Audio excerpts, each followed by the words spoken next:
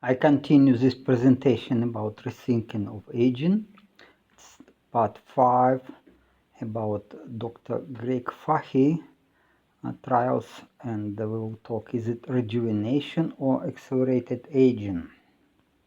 As always, I recommend you to download this presentation as PDF file from the link in the description. You will get access to the link and sources of information, make your own research, and then develop your own opinion on what I'm talking about. I'm not a medical professional, so my opinion is just my personal opinion. I'm doctor of science in physics and mathematics. Biology was always my obsession, so I like biology, and I work on this project mostly to extend my own life to 1,000 years, or maybe a few hundred years, or maybe forever. It's possible, actually, I believe. So let's go. A clinical trial conducted in 2019 by Dr. Greg Fahy. He's 74 years old, and his group demonstrated how epigenetic rejuvenation of 2.5 years and thymus regrowth after 1 year of treatment can be achieved with daily injections of growth hormone combined with dietary supplements including zinc, selenium, metformin, and DHEA, and vitamin B3. These results were replicated and confirmed in 2023 and 2024. Also, there were signs of some functional rejuvenation, or at least they were presented to us as functional rejuvenation, such as following. The number of lymphocytes in the blood increased. Well, it's again, okay, I will discuss this later. It is not sign of rejuvenation at all. The body fat percentage and resting heartbeat rate decreased, and lean body mass increased in the treated group. Okay, I discussed these results in my old video. You can go watch the video and read the presentation. It is interesting that in 3 years after the treatment was interrupted, the epigenetic age of the participants increased to that in the beginning of the trial.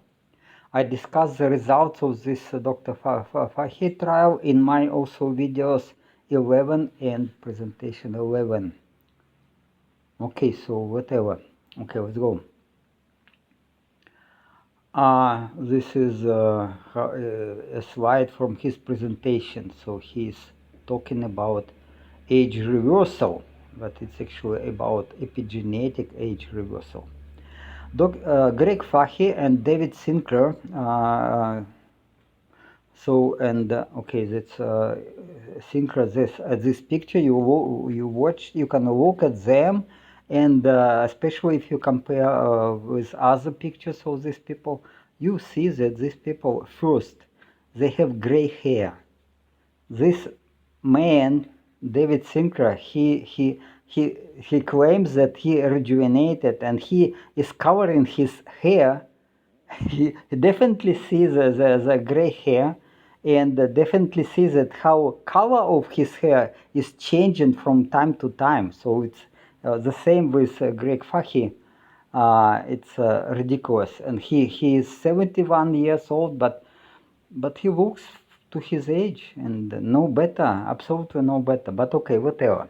So both Greg Fahy and David dye hair. And how does it correlate with the claim of darkening of gray hair in some participants of the trial? I don't know. So again, I would not attempt to follow the regimen he proposed. A high lymphocyte count, or so-called lymphocytosis, that he presented as a sign of rejuvenation can point to chronic inflammation, infections, and age-related autoimmune disease. So the reduction of the diastolic blood pressure and lymphocytosis in participants of the trial are clear signs of aging, not rejuvenation, as Dr. Fahy claims. So all his trial is only about increased muscle mass and accelerated aging. So personally, he doesn't look younger, as I said, than his age, despite his claims of rejuvenation. Who may trust him? And all these people, yeah, it's ridiculous, absolutely ridiculous. Okay, Dr. Fahy in his video recommends following a Mediterranean diet, reducing fast-acting high carbohydrates and emphasizing plants in the diet. Ridiculous. Dr. Fahy claims that a combination of DHEA, metformin, and growth hormone is necessary for rejuvenating epigenetic age, not functional age, epigenetic age.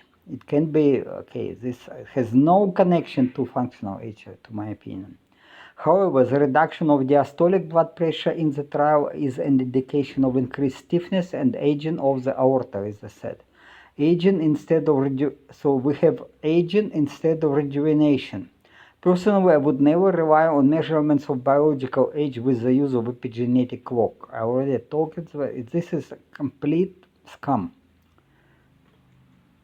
A part of the increased muscle mass due to the intake of DHEA by people consuming low amounts of cholesterol from animal fats and high amounts of phytosterols from plants, I don't see any signs of functional rejuvenations in his trial. Actually, there are none.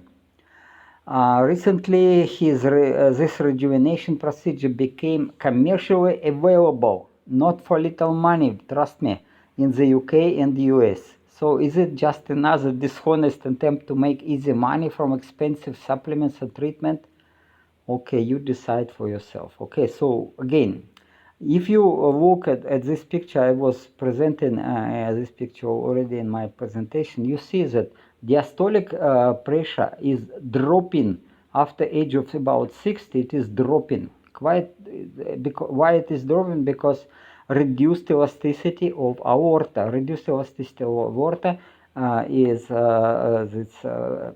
shows itself as this change in diastolic pressure. And what we have to use? We have to use pulse pressure. Pulse pressure, it is the difference between systolic and diastolic blood pressure, and you see that it goes up almost exponential with age, and I am 67, so I have my blood pressure about, so it is my pulse pressure about 37 now, and it is maybe relates to age 50 in the group 1. Group 1 is the best, the people with very good very good physical health. Okay, you see that's again 35 is below 30, so it is again, it is average numbers, but okay, at least I see that I can say that if to take this parameter as I have some rejuvenation, a sign of rejuvenation, maybe to age of 55, like 10 years. Okay, let's go. Okay, so arterial pressure components by age, you see, you can read it, and I was talking about other video about this. This is a very important parameter to estimate your biological age. We are as old as our arteries. This is known from 13th century for almost more than 500 years already. Quite established fact.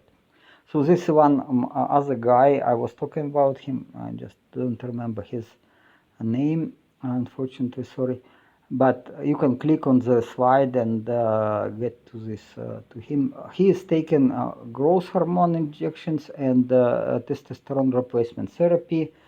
Okay, he's 84 years old, and he present his results as rejuvenation. Okay, I would say 84. Yeah, he looks maybe a little bit. He certainly has more muscles, but his skin, and I don't know about his endurance. So I would not say it is impressive result of rejuvenation. But okay, anybody, if you age of 84, you can take testosterone replacement therapy. Maybe it will help you to grow muscles in that age and avoid sarcopenia development. So, okay, I was following this research for a long time because it was presented as a revolution, as extraordinary achievement, and blah blah blah. So it was much advertised, many people were following and expressing the opinion that it is real revolution of taking growth hormone and testosterone and or DHEA. It is the same like injections of testosterone. Okay, whatever. Okay, let's go. So I can add my own observation because I started to follow these results in 2019, 2020. So indeed, my physical fitness improved in 2020 when I was taking DHEA supplements while following a ketogenic diet with low intake of animal fat and protein. I saw definitely some improvement. Okay, this I would not deny. But there was no improvement later when I was following a carnivore diet because the diet itself is beneficial for muscle growth and increase in endurance. Wow. So the cost of growth hormone replacement therapy is roughly $10,000 per year, and some bodybuilders claim that growth hormone injections help to grow muscles. And but there is insufficient evidence from short-term controlled research to suggest that growth hormone therapy improves muscle strength. Okay, you can go. And personally, I tried daily injections of synthetic forms of growth hormone, but gave up in several months or seven. Actually, it was 7 months, as I didn't see benefits. So it's expensive. I spent a lot of money on it, but no improvement. Much better results I got from oral intake of HMB. It's cheap, and substance, and if you take it after the exercises, it helps. And also following a strict carnivore diet. That time I was consuming a lot of meat, almost 1 kilo of meat a day, and eggs also. So in that video I also mentioned medical doctor Edward Omron, and Edward Omron used metformin and nicotinamide for 24 months and reported the results on May 2020 in his YouTube video that it is not available for public access any longer. Sorry, yeah, he just removed it from access. He was practicing neither intense physical exercise nor any special diet, but lost some fat and improved his health and appearance for that time. He also expressed his opinion as medical doctor that there shouldn't be much difference in clinical effects between NAM, so nicotinamide, and nicotine mononucleotide promoted by David Sinclair. So why to pay more money for expensive supplements? No, I was talking in previous part of the presentation. This has no sense. So because of the adverse effects of metformin, berberine can be used as its replacement to treat patients with obesity and high risk of atherosclerosis. The intake of metformin interferes with glucose metabolism and has side effects such as bloating, gas, and diarrhea. And also intake of metformin reduces testosterone level, leads to vitamin B12 and vitamin B6 deficiency, and reduces muscle mass and strength. I was taken for a while metformin, and again I gave up because again I learned that it is not good for muscle growth and not good for strength. So I gave up, and actually I didn't see any. I use berberine, but not every day.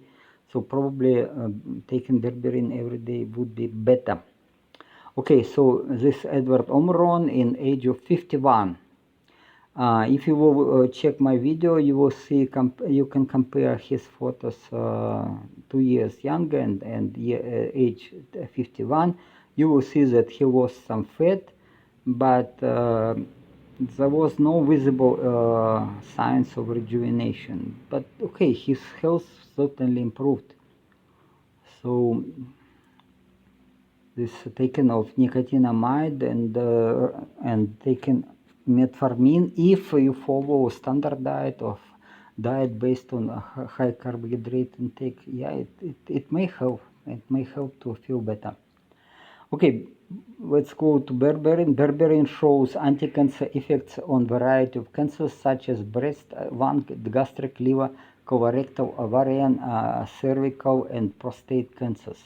The underlying mechanism of action include inhibiting cancer cells proliferation, suppressing metastasis, including apoptosis, activating autophagy, regulating gut microbiota, and improving the effects of anti-cancer drugs. So you can go to the publication. That's again, it's very good substance, I believe. Berberine promotes the growth of beneficial bacteria in the colon, producing short-chain fatty acids. Beneficial effects of berberine in diabetes, hyperlipidemia, atherosclerosis, liver disease, intestinal diseases, mental disorders, autoimmune diseases, and other diseases are thought to be related to gut microbiota. Yeah, I completely agree. Completely so if you follow ketogenic diet and carnivore diet with a lot of animal fat, it may be the benefits of berberine are not so striking, but yet again probably you can consider taking berberine in small doses every day. So it will not make any miracle, but not bad at least. So berberine restores fitness and full density and extends lifespan of naturally aged mice up to 80% by suppressing senescence and reducing level of senescent secretive phenotype. Okay, this is berberine. If you buy berberine, be careful about, because you can get fake product. And so I was checking melting point of berberine and solubility of berberine in water. So again, this is better check. Even it is not very expensive, better check. So you see that the results of the, if some mice were taken berberine, it is lifespan increased 80%, quite a lot. But if even if mice started to take berberine only for short while, it was also in improving longevity. Why? Because it is reducing concentration of glucose in the blood, so certainly, but also suppressing this senescent associated secretive phenotype, and also hyperactivity of these malignant cells, which are cancer cells, and also senescent cells. So it is not bad, not bad. At least I don't. It has very low bioavailability, so mostly it works on your guts, on your microbiome. So, but again, it is very popular in China, so it's and relatively cheap. So why not take it?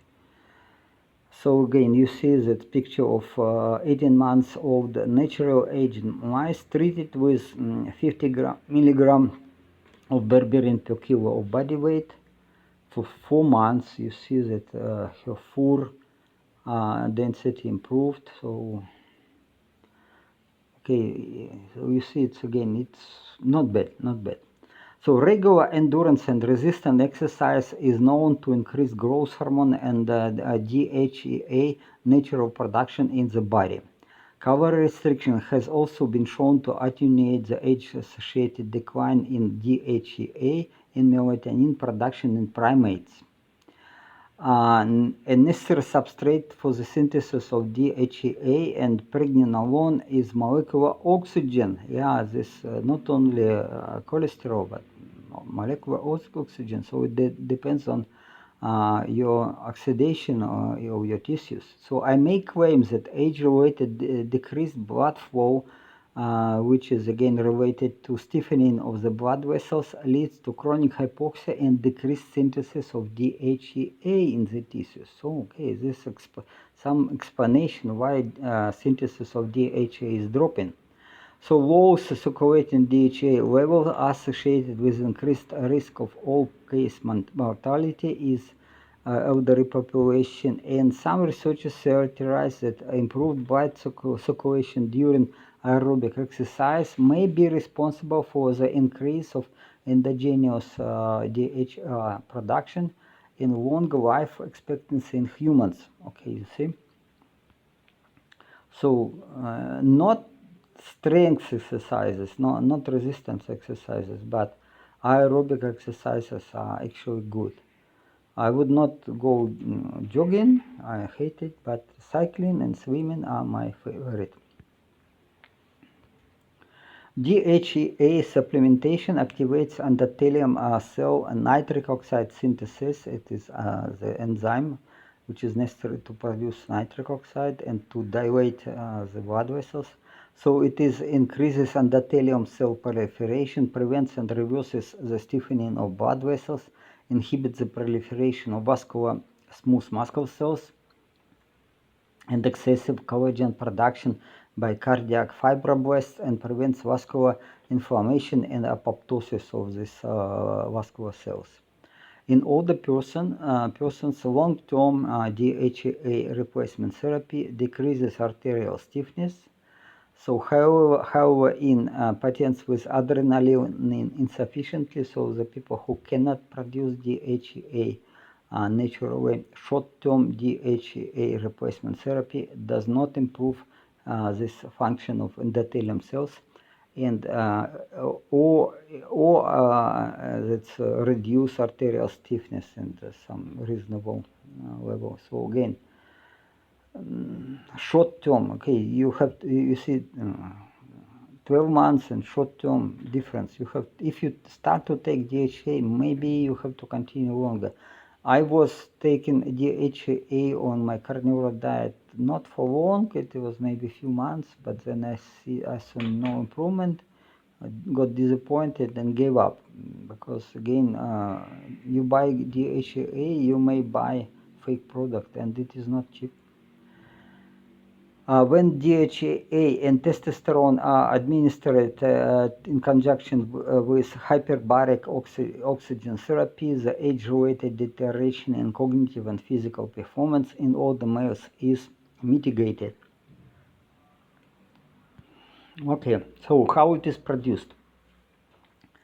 Cholesterol is necessary to production pregnenolone. Pregnenolone is used to produce DHEA, and oxygen is very important. So again, better if you take supplements, better to take supplements of DHEA, not pregnenolone, because pregnenolone can go and increase production of cortisol, but DHEA will increase production of testosterone and estradiol, and this DHT, it is considered bad, but it is actually active form of testosterone. Pardon about noise. All classes of steroid hormones, glucocorticoids, mineralocorticoids, and sex hormones are derivatives of cholesterol. So an adequate intake of animal fats rich in cholesterol is necessary to stay healthy. Absolutely true. Again, guys, pay attention to that. You need as much cholesterol and as much of animal fats as possible. So no, don't try to follow recommendation not to use animal fat in your diet.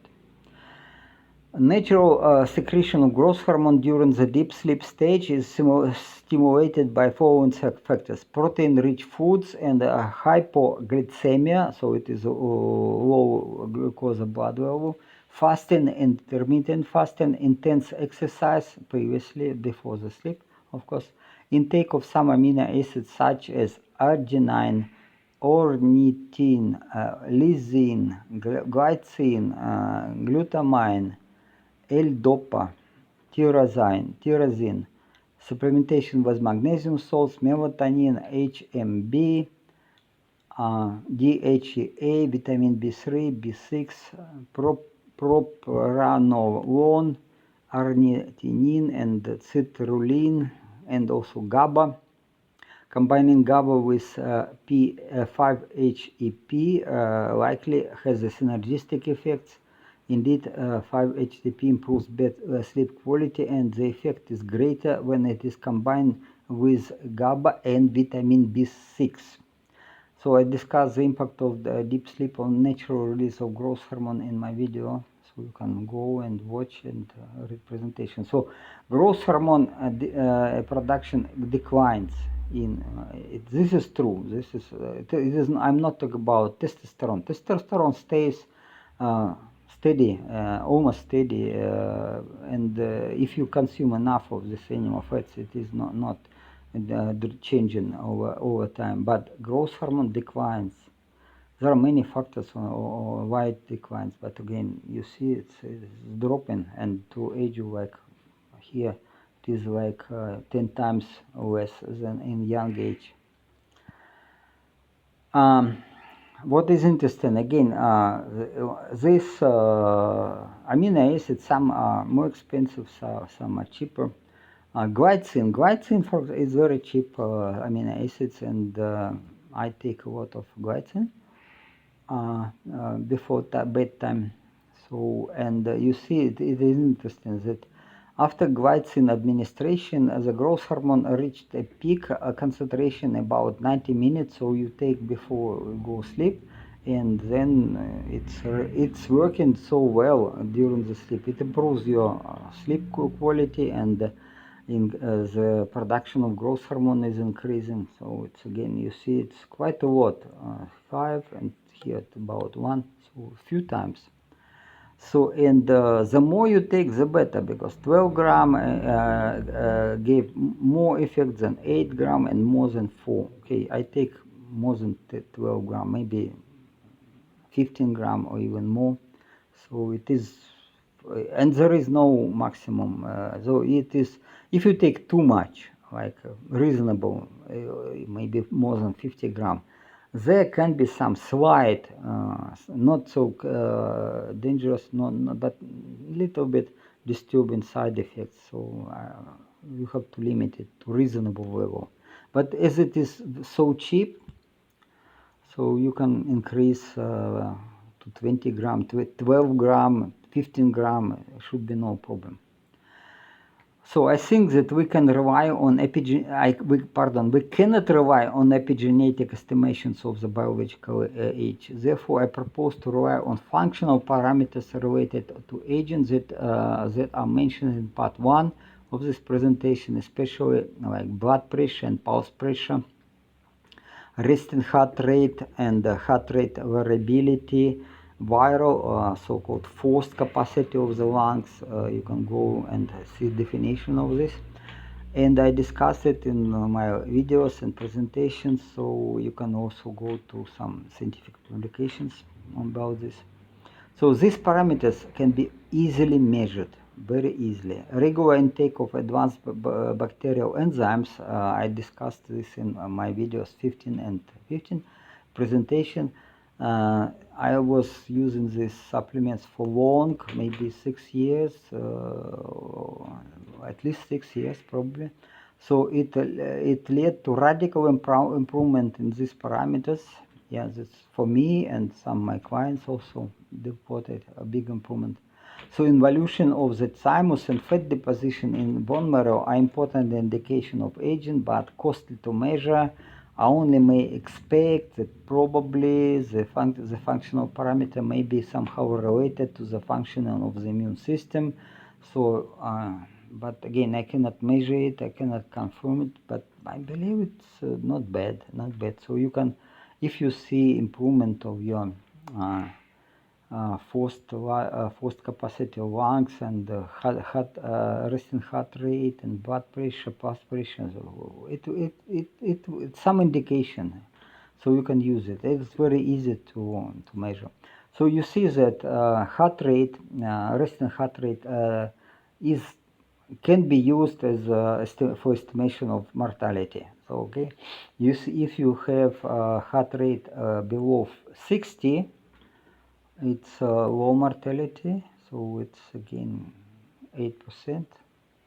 And if you have 60, it is not yet much better, but more than 90, it's a lot higher, or twice higher than below 60.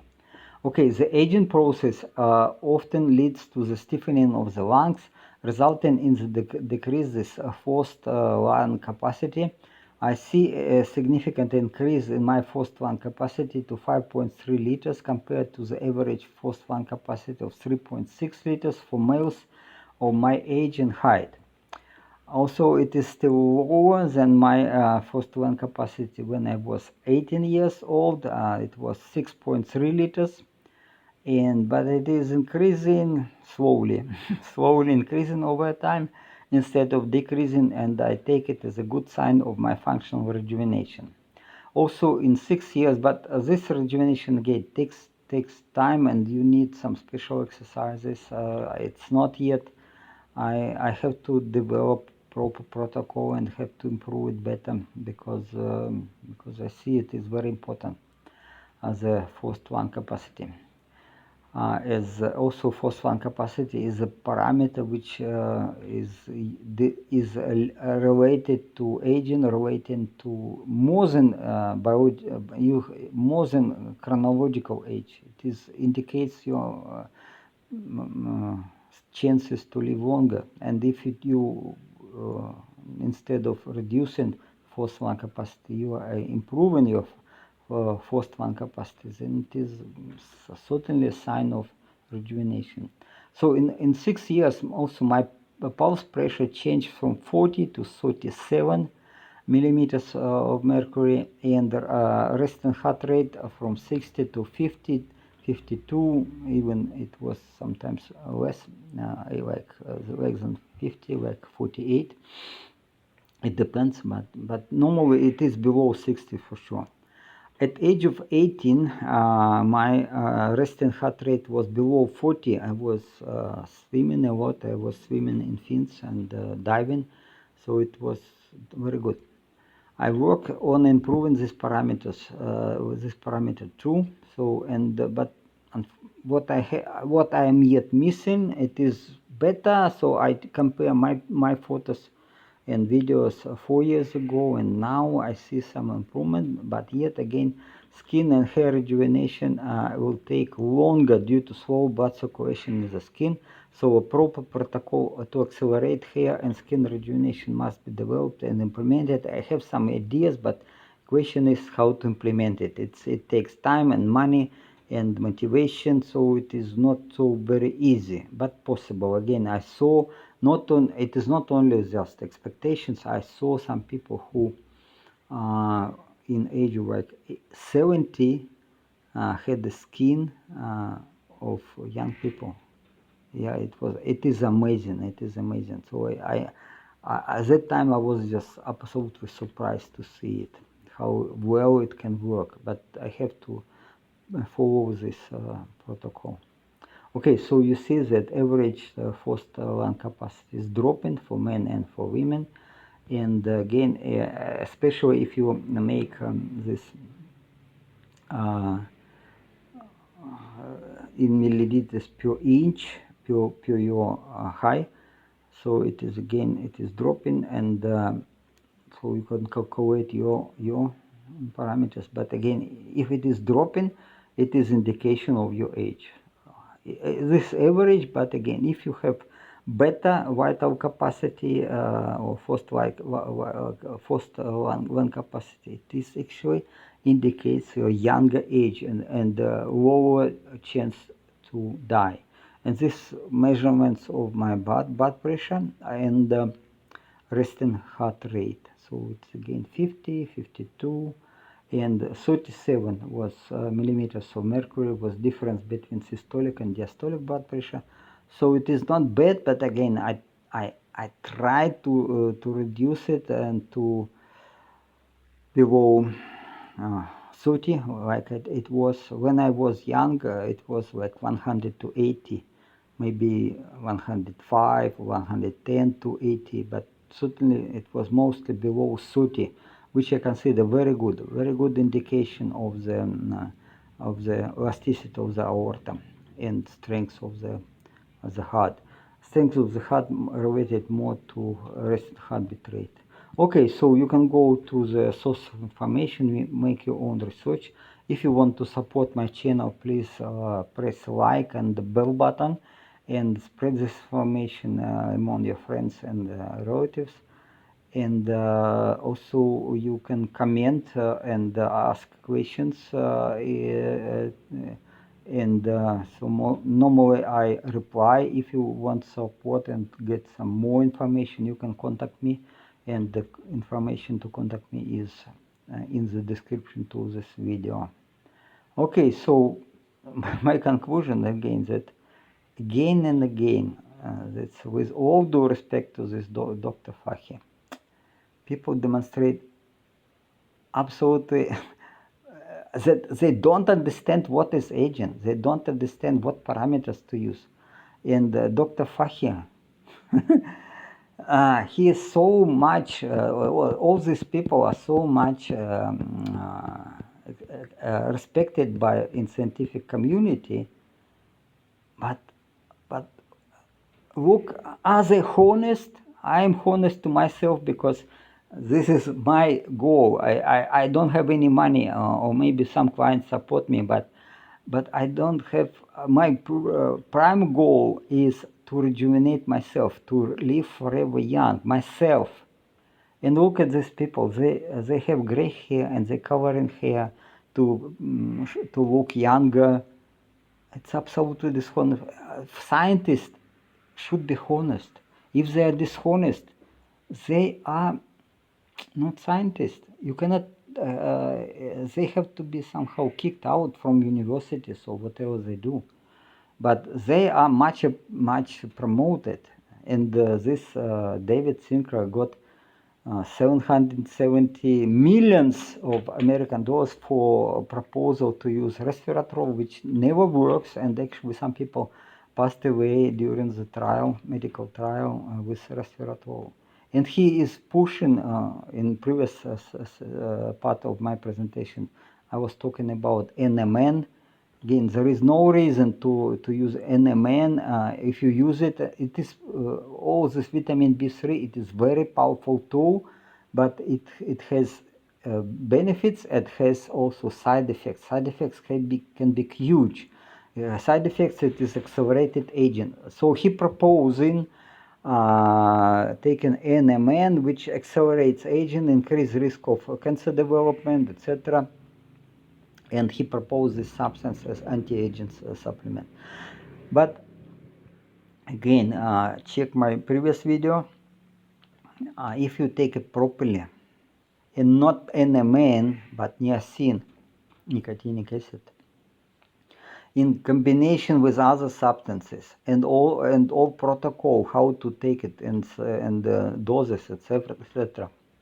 You can, it works as very powerful tool and will help to rejuvenate your body. Okay, thank you for your time. And again, if you want to support me, you can contact me, and even you can also contribute to this channel, to this project somehow. Okay, have a wonderful day. Ciao, ciao.